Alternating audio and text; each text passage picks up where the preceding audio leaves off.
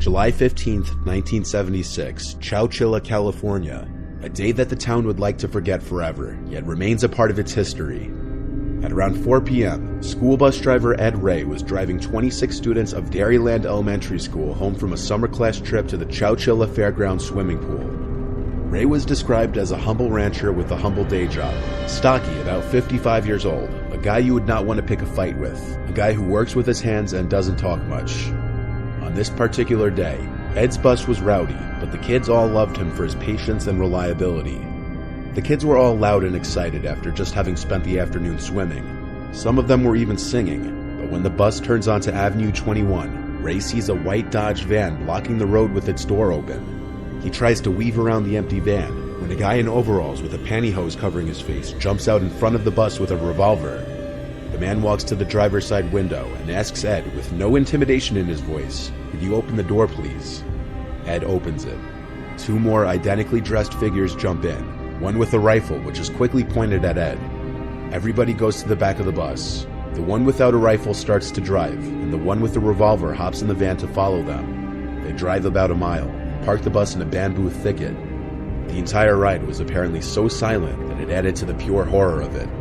The bus was hidden near the Chowchilla River, and 12 kids were ushered into the white van that was following the bus. Ray and the other 14 kids got into the back of the second van that was waiting at the location, this one green. There was a partition separating the driver's seat to the back of the van, and all the windows were sealed. Ed and all the kids sat in the backs of these vans for 11 whole hours, in the pitch black and extreme heats, all the while scared for their lives, not knowing what was going to happen next. Some of the older kids started to sing songs to try to lighten the incredibly horrible setting and make the younger kids feel better, songs like "If You're Happy and You Know It." Meanwhile, back in town, it only took 15 minutes after the bus not showing up that parents began to wonder what was going on. That's how punctual Ed always was. Within the hour, the missing bus was being talked about on the local news stations. Parents helped police by tracing the route the bus usually took, and by that evening, they found the abandoned bus. Livermore. Within hours, 30 FBI agents arrived on the scene for 24 hours. Intense investigation was underway to find the kids swing open. Two guys are late that night. The van's finally arrived at Rock Quarry, 100 miles away in Livermore, told to strip, 3:30, then go down a hole with a ladder. At which point, Ed had been awake for 24 hours. Roll calls being taken for the doors of the van. Swings are written. Two guys are waiting the bus one by one. Ed is the first one out. He's handed a flashlight down the ladder, told to strip, and then go down a hole with a ladder. Which turned out to be an old moving above ground, which had been placed in a large dugout hole. 12 their names are written as they're made to leave the bus one by one. The ceiling would cave in. Their strips and set to join Ed. However, there were two air was referred to as hoses that ran above ground, which turned out to be an old moving van, which had been placed in a large dugout hole 12 feet underground. Wonder Bread. Ed immediately worried that the ceiling would cave in or that they'd suffocate. Holes. However, there were two air shafts. Hoses that ran above ground to a tree. One of the captors said some mattresses back on the ground, and a pathetic amount of slid over the entrance. Wonder Bread was peanut down by potato chips, water jugs, of course begged to be let out. Holes carved. Many of the younger children screamed. After all the kids were inside, thumps on top of the captors said, "We'll be back." Couldn't see it. Then a steel plate slid over the dirt on top of the van. Was weighted down by something. Panic ensued in the trailer when it was many of the younger children screamed. Ed tried his best to keep repeated thumps on top of the van. Ed and Michael couldn't see it. The oldest captors were shoveling dirt on top of the van, started to push at the lid to try and open it. Panic ensued in the trailer when it was realized what was happening. Ed instructed everyone to tried his best to keep everybody calm. Ed and Michael Marshall, the oldest kid, was already consumed. 14, and the ventilation push at the lid to try and open the van cool stopped working. And the hot July air started. Ed instructed everyone to eat and get some rest. On top of that, the roof of the van 12 hours later, and the food was already consumed. And the ventilation system was keeping the van cool that around this time as the hot July air started to fill the tight space. No food left. On top of that, the roof of the van started to cave in, and Ed knew time was very limited. Ed and Michael started to pile up survivors, now adults, to count that around this time had been covered with a heavy sheet of metal and weighted down with two 100-pound industrial batteries. Starting to realize they wouldn't like hours of effort. Ray and Michael Ed and Michael started to pile up the mattresses, move the battery to get to the roof. They then dug away the remainder with a heavy sheet of metal and weighted down with two 16 hours after they had industrial batteries. The group emerged and walked hours of effort. Ray and Michael security guard called up with a piece of wood and moved the batteries. They then dug away the remainder of the debris, led and interviewed by police. 16 hours after they had entered the van, 3 men, the group emerged and walked to the quarry's guard shack. James, the security guard, called the brother Richard. Frederick's family owned the quarry that the van was buried at. They were fed. The three men were finding themselves in financial struggle. The captors were three men to hijack Frederick Newall Woods, a $5 million ransom to release his brother Richard. Frederick's family when they saw the quarry that the van was buried at. They were found after the three men were finding themselves in financial struggle. Found guilty and sentenced to life with the possibility of parole and demand a $5 million ransom to release in 2012. And James the men would flee when they saw the group on August 7, 2000. They were found after a 2-week Frederick Woods was denied parole. They were found guilty and sentenced to life with the possibility of parole. In March of this year, Richard Schoenfeld was granted parole in 2012. And James Schoenfeld was paroled on August 7, 2015. Were sickened at the Frederick Woods was denied this kind of monstrous act because he owned the quarry again. However, in March of this year, Michael Annett hadn't granted parole as well out of that van. Rightfully so, people of Chowchilla and people around the world were sickened at the fact that the three men who committed this kind of monstrous act could ever roam the streets again as a hero. If Michael Annett hadn't stepped up, what you just heard out of that van be the most well-known tragedy to happen to a school bus full of children. Ray died in 91. However, it's a big world. There are unfortunately many other horrific events that don't end up on the news.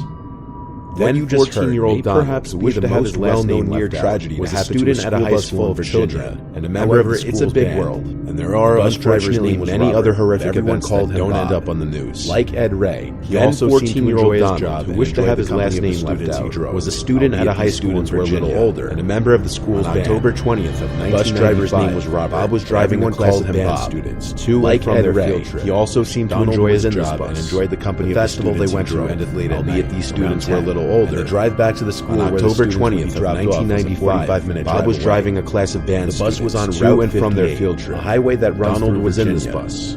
The festival they went to ended late. There were basically no other cars on the road. And the drive back to the school, even when one car was relatively close to the 45-minute drive, there wasn't any cause for alarm. The bus was on Route 58. When the car would start to highway that runs through Virginia, instead of simply going around in the rural setting, especially when there were basically no other cars on the site. But even when one car was relatively close to the back of the bus, there wasn't any cause for alarm at first. But when the car would start to tailgate the bus, switch into the left lane simply going around off his ass, especially when all the kids' car was the only vehicles in sight, past the bus. The students near the back of the bus, some kids shouting things out the window amongst themselves. How the stranger on the bus told the kids to Bob the bus driver would switch into the left lane to get the driver off his ass. Just some aggressive kids watched as the car floored past the bus, slammed on the brakes so hard that some kids shouting things out the window seats, which the chaperone on the bus told the kids to knock off. The bus came to a halt, thinking the car was gone, and it was just an aggressive late-night driver.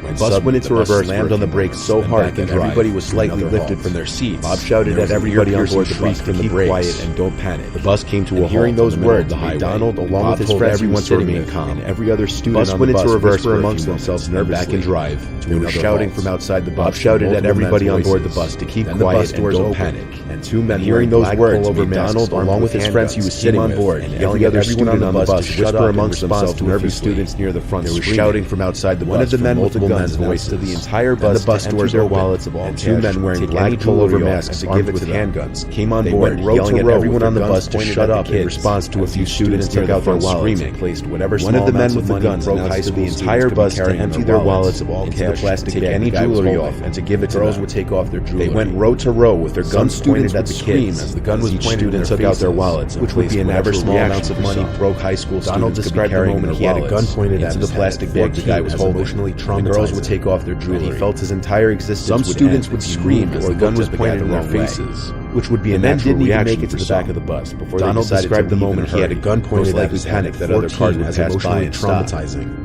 That he felt his entire existence would end if he moved or looked at the guy the wrong way. License plates had been covered. The men didn't even make it to the back of the bus before they decided to leave and weren't already most likely panicked that other cars would pass by. Everyone on board made it home okay. The car floated away down Route 58, as well as Bob and the chaperone had been robbed. Its license plates had been covered, fortunately, indicating it was a planned attack.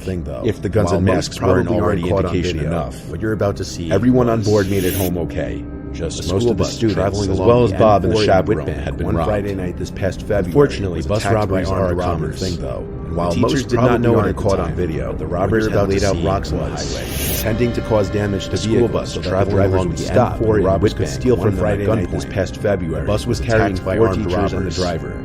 The teachers did not know it as the vehicle, but the robbers had laid out rocks in the school after intending to cause damage to vehicles. Hit the rocks, the drivers would stop, and the robbers could steal from 3 robbers. 2 were armed. The bus was carrying 4 teachers and the driver. There were no pupils in the vehicle. They were traveling back to the school after an athletics meeting, and they hit the rocks and ruptured a tire. There were 3 robbers. 2 were armed with guns and 1 with a knife.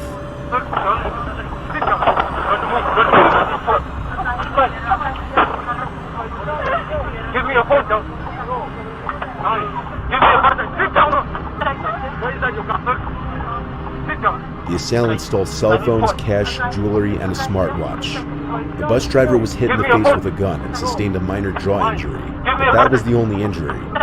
The robbers then fled the scene, and eventually a tow truck later pulled over cell phones, cash, jewelry, and a smartwatch. Borrowed the tow truck driver's phone. The bus driver was hit in the face with a gun and sustained a minor jaw injury. Police soon arrived. That was the only injury. Investigation began. The robbers then fled the scene. Have still not been eventually identified. A tow truck later pulled over to assist. Buses can carry a lot of people. One of the teachers borrowed the tow truck driver's phone looking to target their fiancé. May see extra dollar authorities just based on the amount of people on board alone. An investigation began. Even though you don't often, the robbers have still not been identified. They do happen. Since buses can carry a lot of situations, depending on the intent of the people looking to target them, just comply. They may see extra dollar signs just based on the amount of people on board alone. Even though you don't often hear about these things happening on the news, they do happen. In such situations where people are armed with guns, it's always best to just comply with their orders.